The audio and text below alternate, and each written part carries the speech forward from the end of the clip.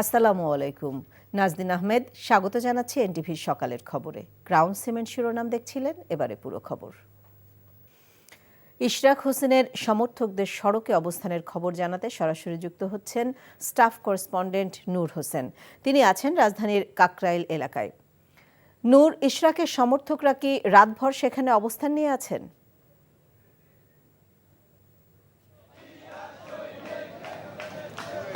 নাজনীন, গতকাল দুপুরের পরপরই ইশরাক হোসেনকে, বিএনপি নেতা ইঞ্জিনিয়ার ইশরাক হোসেনকে ঢাকা দক্ষিণ সিটি কর্পোরেশনের মেয়র হিসেবে দায়িত্ব বুঝিয়ে দেওয়ার দাবিতে বিএনপির নেতাকর্মী সহ ঢাকা দক্ষিণ সিটি কর্পোরেশনের বাসিন্দা যারা রয়েছেন তারা প্রধান উপদেষ্টার যে বাসভবনটি রয়েছে যমুনা, সেই যমুনার উদ্দেশ্যে মার্চ করেন, অর্থাৎ যমুনা ঘেরাওয়ের কর্মসূচি তারা প্রদান করেন। এবং দুপুরে যখন তারা এখানে আসেন, প্রধান বিচারপতির বাসভবনের সামনের যে জায়গা সেখানটায় ব্যারিকেড দেওয়া হয় পুলিশের পক্ষ থেকে, এবং তখন থেকেই দুপুরের পর থেকেই তারা এখানে অবস্থান করছেন এবং এখন পর্যন্ত তারা এখানে অবস্থান করছেন।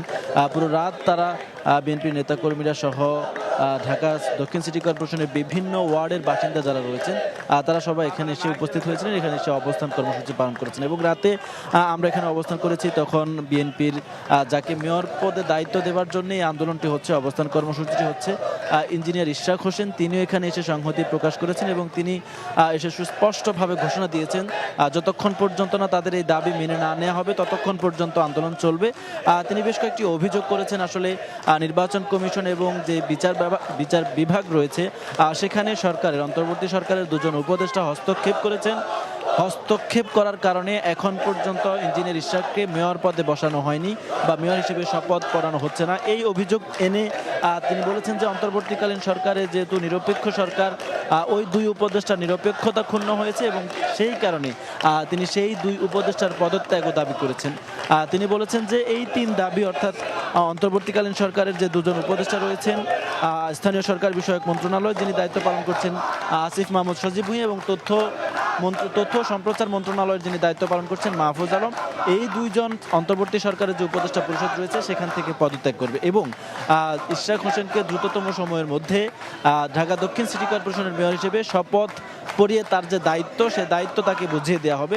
ততক্ষণ পর্যন্ত তাদের যে আন্দোলন সেটি চলবে। এখানে নেতাকর্মী যারা রয়েছেন তাদের অনেকের সঙ্গে আমাদের কথা হয়েছে।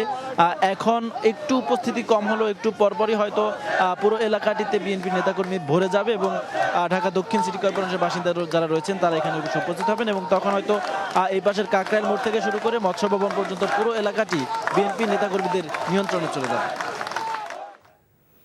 জানছিলাম ইশরাক সমর্থকদের সড়কে অবস্থানের খবর। বিএনপি নেতা ইশরাক হোসেনকে ঢাকা দক্ষিণ সিটি কর্পোরেশনের মেয়র হিসেবে শপথ না পড়ানোর নির্দেশনা চেয়ে করা রিটের বিষয়ে আজ আদেশ দেবে হাইকোর্ট। বুধবার শুনানি শেষে বিচারপতি মোহাম্মদ আকরাম হোসেন চৌধুরী ও বিচারপতি দেবাশিস রায় চৌধুরীর হাইকোর্ট বেঞ্চ আদেশের জন্য বৃহস্পতিবার দিন ধার্য করেন। গত সপ্তাহে বিএনপি নেতা ইশরাক হোসেনকে ঢাকা দক্ষিণ সিটি কর্পোরেশনের মেয়র হিসেবে শপথ না পড়ানোর নির্দেশনা চেয়ে হাইকোর্টে রিট আবেদনটি করা হয়। সেই সঙ্গে রিটে ইশরাককে মেয়র ঘোষণা করা ঢাকার প্রথম যুগ্ম জেলা জজ ও নির্বাচনী ট্রাইব্যুনালের বিচারকের বিরুদ্ধে শাস্তিমূলক ব্যবস্থা গ্রহণের নির্দেশনাও চাওয়া হয়।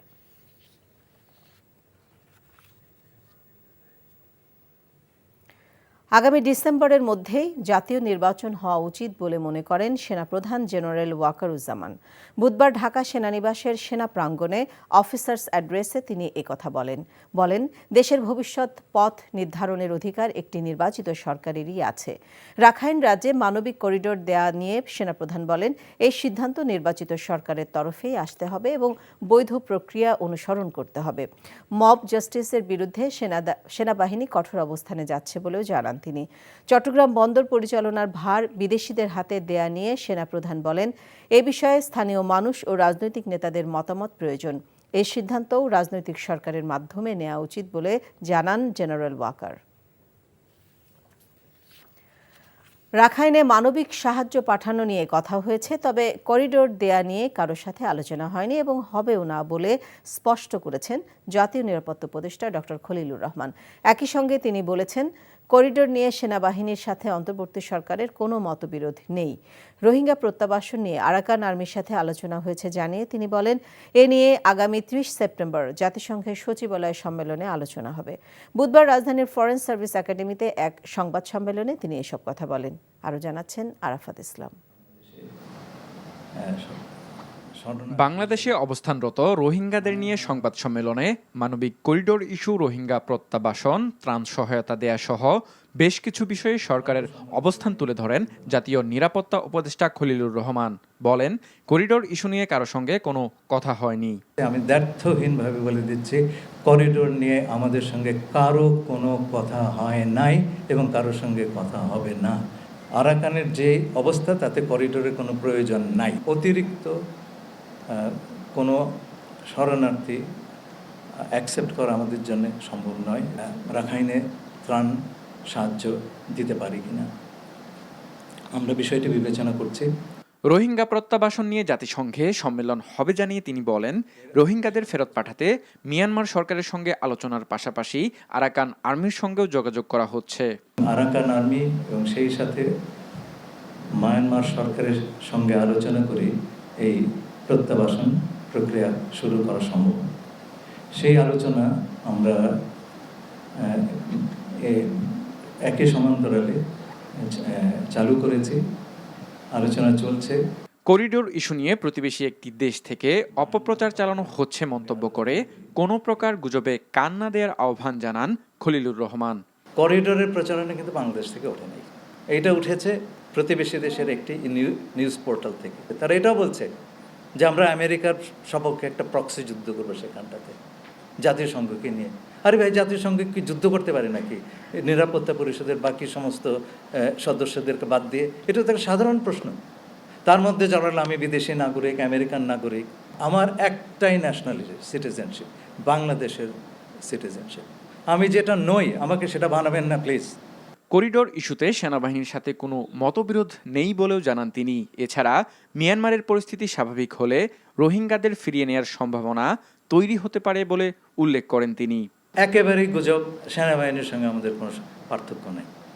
সেনাপ্রধানের সঙ্গে নিয়ে আমার বিস্তারিত আলোচনা হয়েছে। এই সম্পর্কে আমরা একেবারে এক সমতলে। আরাফাত ইসলাম, এনটিভি নিউজ, ঢাকা। ভারতের সাথে কোনো চুক্তি বাতিলের সিদ্ধান্ত হয়নি।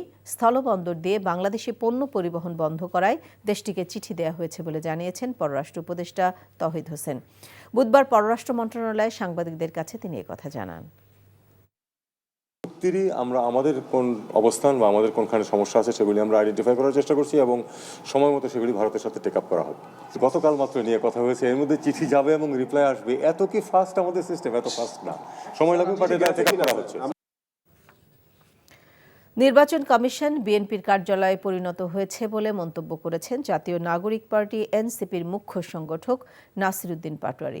একই সাথে অন্তর্বর্তী সরকারের ৩ উপদেষ্টার পদত্যাগের দাবি করে তিনি বলেন, ইসি পুনর্গঠন না হলে কোনো নির্বাচন হতে দেওয়া হবে না। তবে কমিশন নিরপেক্ষভাবে কাজ করছে উল্লেখ করে নির্বাচন কমিশনার ফজল মোহাম্মদ সানাউল্লাহ বলেন, স্থানীয় না জাতীয় নির্বাচন আগে হবে সেই সিদ্ধান্ত সরকারের। মেজবাহ হাসানের রিপোর্ট। নির্বাচন কমিশন পুনর্গঠন ও স্থানীয় সরকার নির্বাচনের দাবিতে বুধবার সকালে নির্বাচন কমিশন ভবনের সামনে রাস্তায় জড়ো হতে থাকেন নাগরিক পার্টির নেতাকর্মীরা। এক পর্যায়ে রাস্তায় দেওয়া ব্যারিকেড ভেঙে কমিশনের মূল ফটকের সামনে অবস্থান নেন নেতাকর্মীরা। এ সময় ৩ উপদেষ্টা বিএনপির মুখপাত্র হিসেবে কাজ করছে অভিযোগ তুলে তাদের পদত্যাগের দাবি জানান নেতারা। আমরা উপদেষ্টার মধ্যে যারা বিএনপির মুখপাত্র হিসেবে কাজ করছে, বাংলাদেশের এডুকেশন সেক্টরকে ডুবিয়ে দেওয়ার জন্য ওয়াহিদউদ্দিন ভাই কাজ করছেন, বাংলাদেশের ফাইন্যান্সিয়াল সেক্টরকে ডুবিয়ে দেওয়ার জন্য সালাউদ্দিন ভাই কাজ করছেন, বাংলাদেশের আইন মন্ত্রণালয় ডুবিয়ে দেওয়ার জন্য আসিফ নজরুল কাজ করছেন। তাহলে আমরা বড় কর্মসূচি নিয়ে তাদেরকে পদত্যাগ করাতে বাধ্য হব। এই কমিশনের অধীনে নির্বাচন হলে বিএনপি হাসিনার থেকেও বড় ফ্যাসিস্ট হয়ে উঠবে বলে অভিযোগ করেন এনসিপির মুখ্য সংগঠক। এই যে ইসি গঠন করা হয়েছে আমাদের পিছনে, এটা কোনো সাংবিধানিক প্রতিষ্ঠান হিসাবে এখন এক্সিস্ট করে না। এটা বিএনপির একটি দলীয় কার্যালয় হিসাবে উপস্থিত হয়েছে। এটা বিএনপির একটি মুখপাত্র হিসাবে আবির্ভূত হয়েছে। রক্তের ম্যান্ডেটে বসে আপনারা বিএনপির পক্ষে কাজ করতে পারেন না। ইলেকশন হলে তো আপনারা দেখা যাচ্ছে হাসিনার চেয়ে বড় ফেসিস হিসাবে আবির্ভূত হবে। তবে এনসিপির এসব দাবি রাজনৈতিক উল্লেখ করে এ বিষয়ে কোনো মন্তব্য করতে চাননি নির্বাচন কমিশনার। কখনো নির্বাচন কমিশন স্বপ্রণোদিত হয়ে পক্ষভুক্ত হয়েছে কিনা বা আপিল করেছে কিনা আমরা এমন কোনো নজির পাই নাই। সুতরাং আমাদের পক্ষভুক্ত হওয়া বা করার এই আইন আমাদেরকে সুযোগ দেয় না। ইসি পুনর্গঠন না করলে কঠোর কর্মসূচি দেওয়ার হুঁশিয়ারি দেন এনসিপি নেতারা। Misbah Hasan, NTV news, Dhaka. জাতীয় রাজস্ব বোর্ড এনবিআর বিলুপ্তির অধ্যাদেশ বাতিল এবং প্রতিষ্ঠানটির চেয়ারম্যান মোহাম্মদ আব্দুর রহমান খানকে অপসারণ সহ 4 দাবিতে অসহযোগ কর্মসূচির ঘোষণা দিয়েছে এনবিআর সংস্কার ঐক্য পরিষদ। অর্থ উপদেষ্টার সাথে বৈঠকের একদিনের মাথায় বুধবার দুপুরে রাজধানীর আগারগাঁওয়ে জাতীয় রাজস্ব ভবনে এক সংবাদ সম্মেলনে এই কর্মসূচি ঘোষণা করা হয়। তারা বলছেন, আলোচনায় ডেকে কোনো ফলপ্রসূ সিদ্ধান্ত দেননি অর্থ উপদেষ্টা। 4 দফা দাবি আদায়ে আজ প্রধান উপদেষ্টা বরাবরে স্মারকলিপি দেওয়া হবে বলেও জানান তারা। বিস্তারিত নাহিদ প্রিন্সের রিপোর্টে। জাতীয় রাজস্ব বোর্ড এনবিআরের চলমান অচলাবস্থার সমাধান না হওয়ায় পুনরায় অসহযোগ কর্মসূচি পালন করছেন কর্মকর্তা কর্মচারীরা। বুধবার সকাল থেকে বিভিন্ন কর অঞ্চলের কর্মকর্তা ও কর্মচারীরা আগারগাঁও এনবিআরের কার্যালয়ে জড়ো হতে শুরু করেন।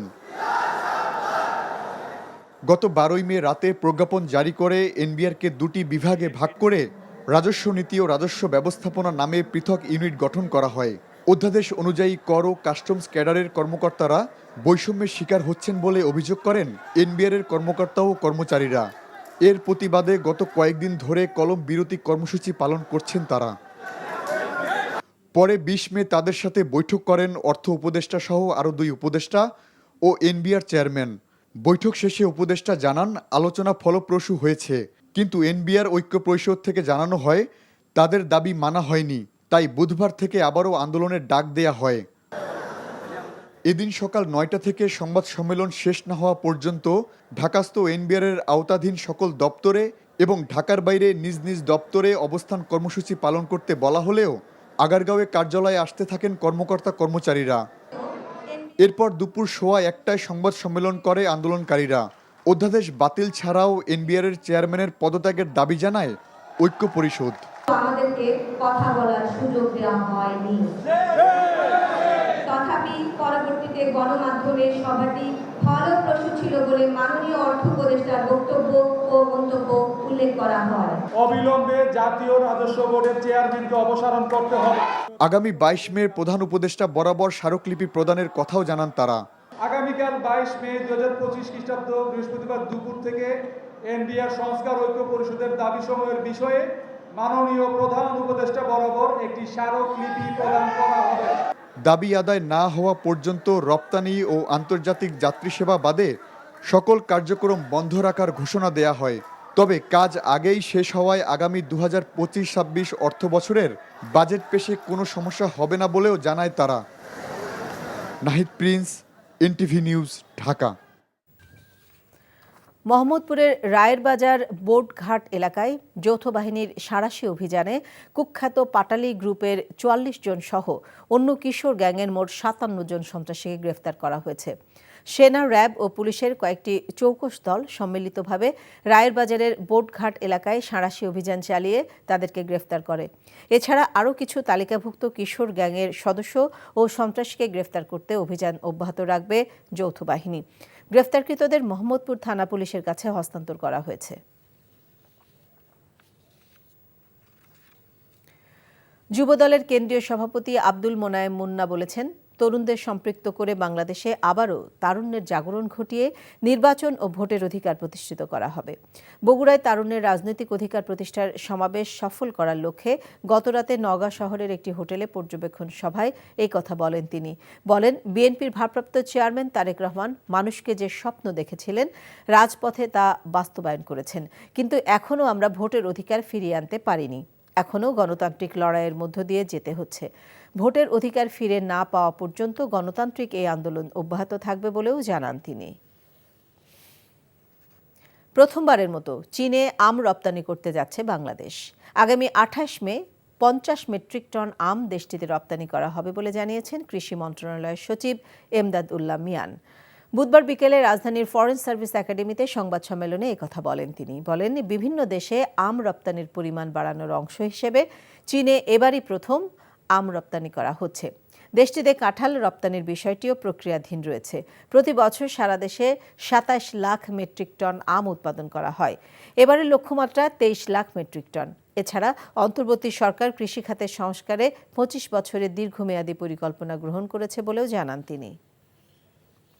এই ছিল সকালের খবরে। এই খবরের ভিডিও সহ আপডেট জানতে ভিজিট করুন এনটিভি অনলাইন www.ntvbd.com। এছাড়াও এনটিভির জনপ্রিয় সব অনুষ্ঠান ও খবরের আপডেট জানতে ভিজিট করুন আমাদের ইউটিউব ও ভেরিফাইড ফেসবুক পেজ। সবাইকে ধন্যবাদ।